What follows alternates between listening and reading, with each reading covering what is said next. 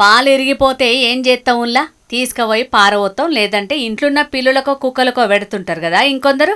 కానీ పట్నం కూకట్పల్లి కాడున్న ఓగ ఇంటోళ్ళైతే సూపర్ మార్కెట్లో తెచ్చుకున్న పాలు వలిగిపోయినాయని ఏకంగా పోలీస్ స్టేషన్లకు పోయి కంప్లైంట్ చేసిరుల్లా.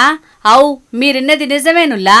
అసలు ముచ్చటేందంటే ఆడున్న సూపర్ మార్కెట్లకు పోయి 2 పాల ప్యాకెట్లు కొనుక్కొచ్చిరట ఒగింటోళ్ళు.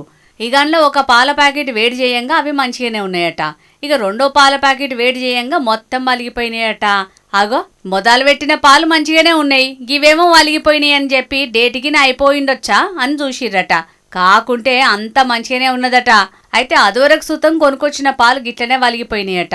ఇక పాలు గిట్టెట్లా వలుగుతున్నాయని చెప్పి సూపర్ మార్కెట్లకు పోయి అడిగిండ్రట కస్టమర్లు. దానికి మేమేం చేస్తాం? మేమేమన్నా కంపెనీలో తయారు చేసి పట్టుకొచ్చినామా? కంపెనీలో ఇవి పంపితే గవ్వే మేము కస్టమర్లకు అమ్ముతాం, అంతేగాని దాంట్లో మాకేం సంబంధం లేదని ఉల్టా గీళ్ళ మీదకే గరమయ్యారట.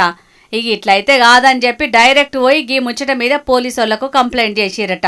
అయితే గిదేదో గీ లొక్కల సమస్యే కాదు, ఆడున్న చుట్టుముట్టోళ్లకు సుతం గిట్లనే జరిగిందట.